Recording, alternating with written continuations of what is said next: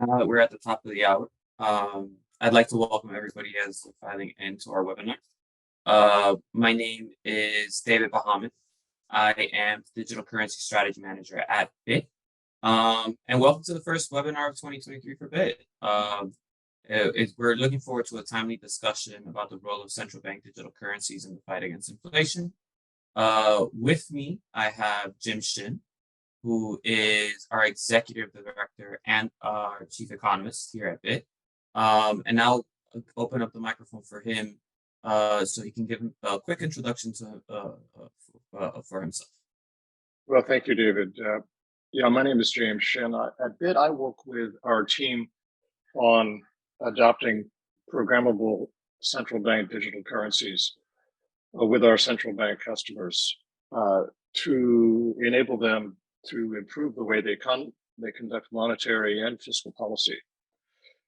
This is a particularly timely feature now that central banks around the world, in both emerging markets and developed markets, are anxiously hiking policy rates to deal with unexpectedly high inflation rates, and also dealing with the fallout of these higher rates on the banking system.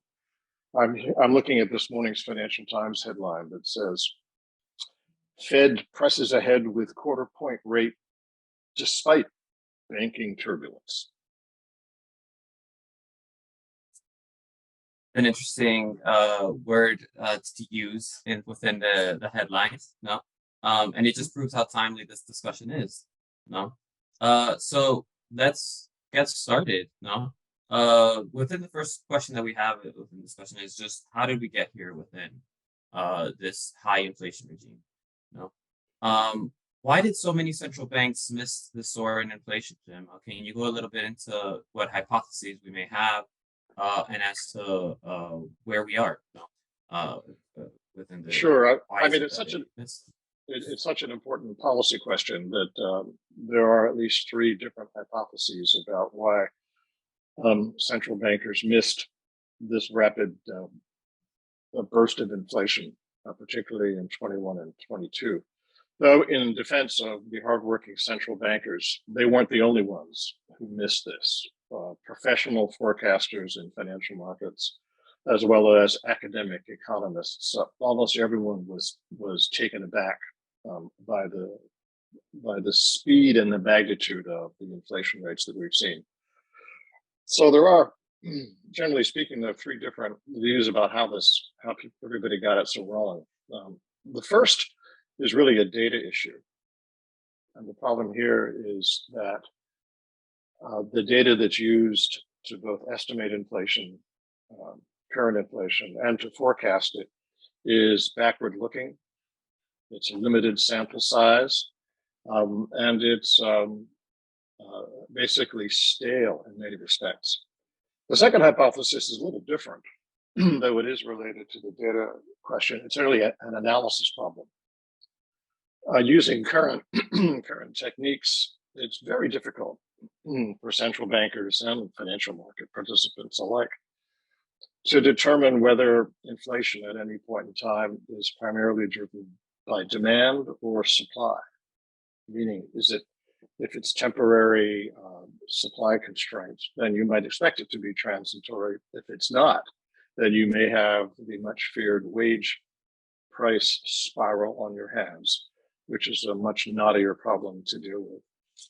And the third hypothesis really, I think, goes back to the suggestion in the Financial Times headline, which is that central bankers everywhere are very cautious. They want real proof that they've got serious inflation, and in particular, a wage price spiral on their hands, before they keep cranking interest rates up so high, and for fear of what's going to happen to the banking system. And we, of course, all saw this just last week when, due in part to the fact that the Fed cranked up the policy rate by almost 5 percentage points over the last 12 months, the $120 billion of fixed income instruments on the books of Silicon Valley Bank basically got reduced by such a magnitude that it wiped out effectively the net worth of the bank, and ultimately that triggered the deposit run and they went under. For sure. I also do want to make sure to say this to the audience. We do have a chat function. If you have any questions as they may come up, please place them within the chat, and we will get to them at the end of the webinar. So let's talk a little bit about the first hypothesis that you gave, that the central bankers, the data they use for estimating inflation is backward-looking and partial, and limited in terms of sample size and granularity. Now, can you go a little bit more into that, how that can affect how central bankers react to inflation, how they can measure inflation, as well as and how can CBDCs help within this sort of scenario? Sure. I mean, every government has this problem when they estimate inflation. For example, in the U.S., the Consumer Price Index, the CPI, is based on a monthly survey, a backwards-looking monthly survey necessarily, of about 200 consumption categories. But obviously, when inflation is underway, the prices of some goods and services can change on a daily basis. Of course, the Federal Reserve is aware of that, and they, for the last decade or so, have attempted to cope with this backward-looking stale data using the technique of nowcasting. And in nowcasting, they attempt to use a more timely proxy for the same price categories that go into the CPI calculation itself. And the Federal Reserve of Cleveland actually has been the most forward-looking on this. But even their data set of their price inputs, 8 of them are monthly, 7 of them are weekly, and only 1 of them actually varies on a daily basis, and that, of course, is energy prices. So how can CBDCs help deal with this data problem, as you just asked? The fact is that the transactions data set generated by CBDCs can be stored in a secure fashion, and used by the central bank to construct virtually a real-time inflation index. Instead of taking a survey, the central bank itself has direct access to the data generated by CBDC transactions on a retail level.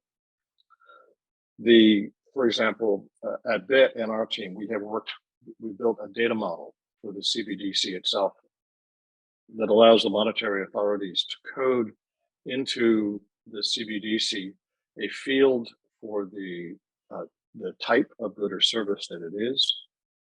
The central bank can choose to include a field for geographic location, for example, of where the retail transaction takes place. So they have some regional granularity into the economy. They could even, should they decide to do so, to include something about the demographic of either the consumer or the merchant at the other end of the transaction. For sure. It's about giving central banks and monetary authorities greater visibility and increased tool set to see what's really happening within their economy, and more real-time methods. No. Now let's talk about the second hypothesis you brought up, about how central bankers find it difficult to determine whether price inflation is demand or maybe supply driven. No. I think back to just post-pandemic, or as close to post-pandemic as we could have gotten in about March of 2021. The United States, for example, and governments around the world were announcing large fiscal plans in order to stimulate the economy, to prevent a recession or even a depression in some areas. And due to the size of many of these packages, there were many economists that were arguing that this would maybe cause inflation. No. And as a result of overheating that would occur in the economy. And we had many economists in top positions essentially say that the risk of inflation was small. I remember Yellen, within her congressional testimony, saying that the inflation was small and manageable. And she repeated it in multiple testimonies throughout the months that followed. That she didn't anticipate inflation was going to be much of a problem, and she wasn't alone. No, I think of also, Chairman Powell, and multiple times throughout the year as well, saying that inflation would be transitory at worst, and even as inflation kept increasing month after month, uh, there was a time that the Fed even kept interest rates near zero. Um, I believe that the first interest rate hikes was not until about March of 2022. Right. Can you chat about how maybe CBDCs can help combat this misalignment that sometimes occurs within monetary policy and monetary authorities, where it's hard to differentiate maybe whether inflation is supply or demand driven?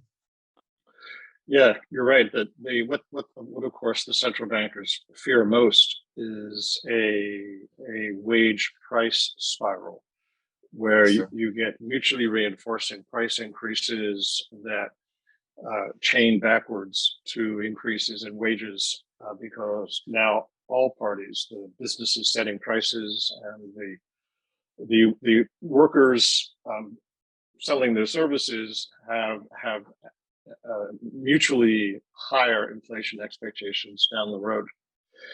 The identifying a wage price spiral is notoriously difficult for economists, and here again, CBDCs provide a potential data source to with which economists and central bankers can more quickly and more confidently identify if a wage price spiral is in fact taking place in any sector, in any good and services transaction, and also in the economy overall. The transactions data set from the CBDC would permit, for example, economists to construct basically a matrix, a large matrix of price inputs for a whole range of goods and services that measure the spillover in the supply process, basically the supply chain. That would be the indication of a possible spiral. The tool that this matrix is called a generalized forecast error variance decomposition, a somewhat awkward acronym, but you could populate, these GFEVD matrices with the transactions data generated by CBDCs and very quickly figure out if there is, in fact, a wage price spiral and in what sectors it's operating or not operating. And among other things, you could measure the effectiveness of, let's say, a policy rise on interest rate sensitive areas such as housing or let's say automobiles, those big ticket purchases. I have to add that having clear empirical proof that a wage price spiral is underway, I think might discourage some of the magical thinking among some policymakers in Washington that the $500 billion expenditure in the ludicrously named Inflation Reduction Act last August will not, in fact, add fuel to the inflation fire. For sure. And I mean, as you were mentioning, it's about visibility. No, the CBDC-based system will allow monetary authorities to have more visibility into the economy and the effects that interest rates may have down the line in supply chains. No, and as you mentioned, housing and automobiles. And it's just thinking about the I always think about just the framework of a monetary authority's operational targets. So in this case, the interest rate, right, affecting its intermediate target, which would be financial conditions. And just how we can maybe control prices down the line. No, and the one we can most see is housing, and the goal would be to really make sure that monetary authorities have that visibility across all markets rather than just depending on, as you were mentioning in hypothesis one, just surveys that may be unreliable. Um, Moving on then into the third hypothesis, you talked a little bit about central bankers' concern about the potential of monetary policy actions destabilizing financial markets. No? And for example, yesterday the Federal Reserve decided to add 25 basis points to the federal funds rate rather than the 50 basis points expected a couple weeks ago, due to concerns about the U.S. banking system, as we've seen from Silicon Valley Bank and some other banks that have also come under stress. This is obviously not limited to just the United States. We've had the Central Bank of Nigeria increase its policy rate by only 50 basis points in what's seen as a slowdown compared to the 650 basis points that they've raised since May of last year. And this morning, for example, the Financial Times headline that you mentioned, about how important it is to just like watch what you as a monetary authority say and do. Can you talk a little bit about how CBDCs can help in stabilizing financial markets in this sense during these policy rate increases, and go a little bit more in depth into that? Yeah, for sure. Though the caution of the central bankers in understanding that if they increase policy rates too high, they could have a lot of stress and potentially collapsed institutions in the banking system. That caution is entirely warranted, right? I mean, the banking system is the transmission belt for policy rate changes, and if banks are going under, you're not going to have the policy rate transmission effect that you were counting on. You're right that caution was the byword here. There's a wonderful quote from former Fed Chairman Ben Bernanke, who, in full disclosure, taught me open economy macro at Princeton a few years ago. He said on CNBC, one of the reasons was that the Fed, wanted not to shock the market. Jay Powell, currently chairman of the Fed, was on my board during the taper tantrum in 2013, which was a very unpleasant experience. And that gradualism is one of the reasons why the Fed did not respond more quickly to the inflationary pressures in the middle of 2021, almost 2 years ago. So the CBDCs and the way that they're designed and implemented can, in a couple of ways, reduce the risk of a classic bank run, which is what this was at Silicon Valley Bank and Signature Bank last week, and arguably almost the same thing at Credit Suisse last weekend. Well, the first method is that CBDCs provide at least the BIT digital currency management system produces a dashboard that gives the monetary authorities a very precise lens into the location, the amount, and the flows of CBDCs in banking institutions. Okay, this dashboard gives visibility, if the monetary authority so chooses it, not just into individual banks, but right down to the individual branches of the bank, so that if they see a rapid transmission in or out of an institution, in particular, if they see large transactions into CBDCs, let's say from conventional banking deposits, then they have effectively early warning that you got serious stress in one of the banks that they are regulating.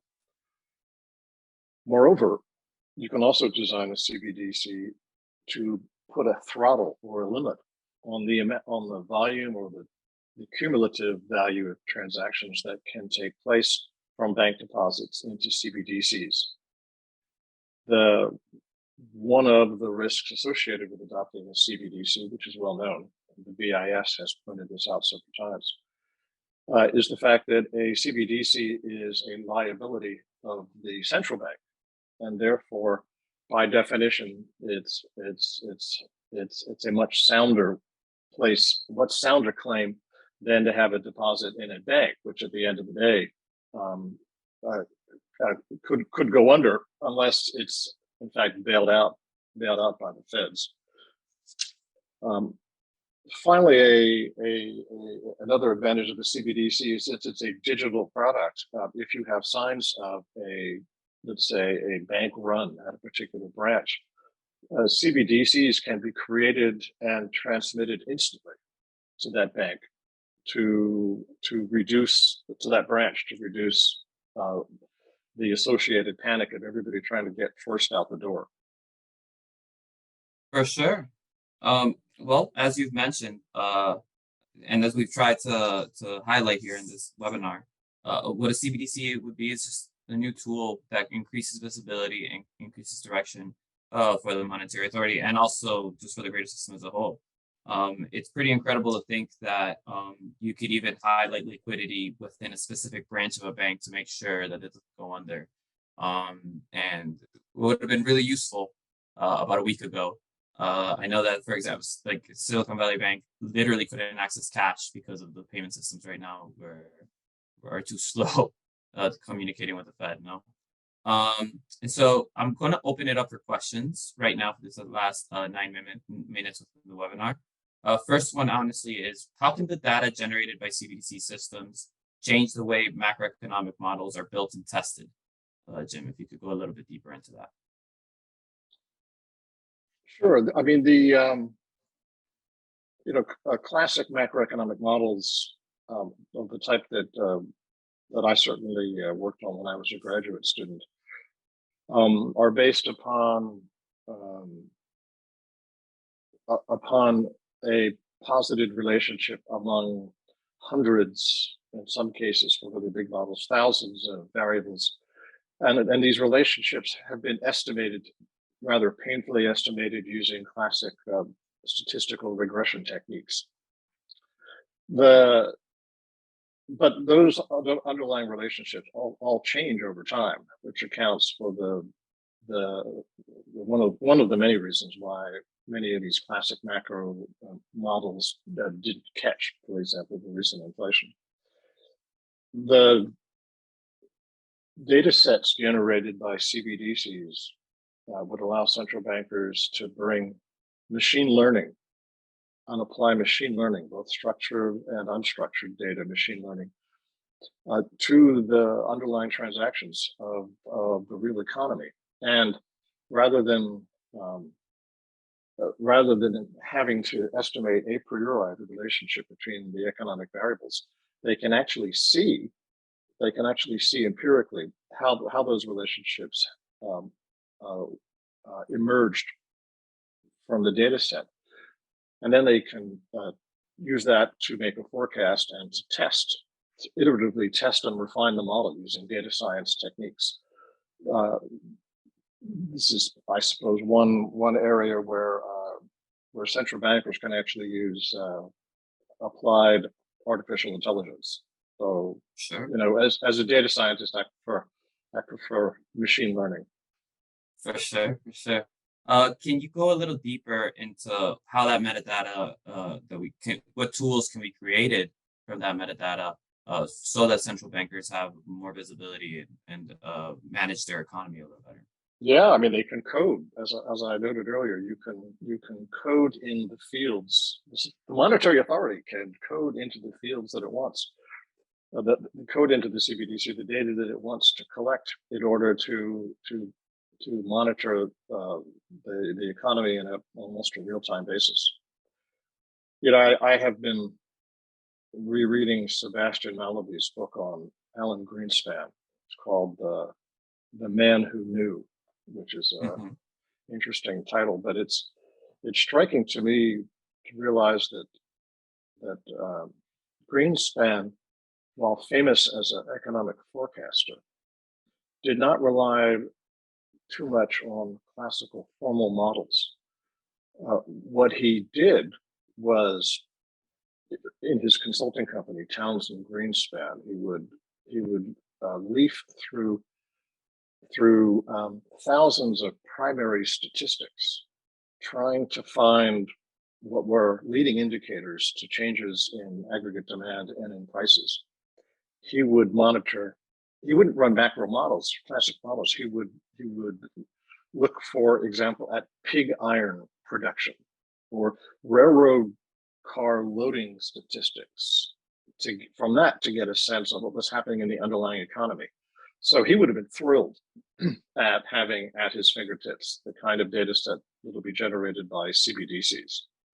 And I should add that it was his skill as a forecaster and his master of detail that got him appointed as the chief economic advisor, arguably to three presidents, and being the second longest chair of the Federal Reserve. For sure, for sure. I also think of, some things that we've been talking with clients is financial stress indexes, no stress indexes to see how specific sectors, banks, geographies are doing within either the liquidity of banks, or how much debt they may have or not, and to make sure that they don't collapse. I think of inflation indexes, like actual real time ones that can be tracked and dispersed through different geographies, the different sectors. Honestly, and then the ability to just track this in real time from actual data points rather than surveys or secondhand information would is really impactful. And it's public data now, and it increases trust. CBDCs are based off of increasing and introducing trust in areas that maybe the trust isn't as robust, which is good for economy-wide benefits. Finally, can you talk a little bit about how might CBDC affect the monetary authority's ability to effectively better implement maximum employment versus price stability goals, for example? Yeah, well, that's always been the trade-off, right? The question is, how much faith do monetary authorities put in the so-called Phillips curve trade-off Yes. between labor markets and inflation? And much of the debate over this, reasonably so, is based upon the testing of the Phillips curve over time, between sectors and across different economies. So once again, the data set and the analytic techniques from CBDCs would be a game changer. I should add, maybe in closing, I'm surprised that none of our webinar friends have raised this. Maybe the most dramatic policy enhancement enabled by CBDCs would be the transmission belt for the interest rate itself. If the monetary authority chose to program an interest rate into the CBDC itself, this would give the monetary authority a mechanism to directly and very quickly impact the behavior of households and businesses, rather than waiting for the long attenuated effect that we see now. As I recall, the Bank of England estimated that the peak effect of a policy rate increase is not felt for 4 fiscal quarters. And the final effect plays out over 8 fiscal quarters. That's 2 years. No wonder that makes central banks are a very large vessel. It turns very slowly. If you had an interest rate in the CBDC, it would basically change the way that you conduct monetary policy in a profound way. For sure, for sure. And again, I think the best example that we gave earlier was the automotive and housing industry. We're trying to make sure that every industry is able to have that sort of visibility for everybody. And the transmission rates, as you just mentioned, are able to be felt in a much faster manner. And monetary authorities have more visibility and more ability to just manage their economies in a much better manner. And with that, I believe we are at time. We do, however, have other thought leadership pieces that we have published, and we will continue to publish in the coming months and years. If you want to get involved a little more, they're there for you. Please register and sign up for when our blog posts and our thought leadership pieces come up. Thank you for the questions that came in. This was and thank you, Jim, for being here with us today. This has been a very great chat. All of the links to all of these pieces are within actually the chat box as well. So if you guys, they're also available on our website. And with that, I wish everybody a pleasant rest of your days, and looking forward to future webinars where we can share our thoughts, our comments on what's happening in the world and how CBDCs can make the world a better place. Thank you, everybody, and I hope everybody has a great rest of your day.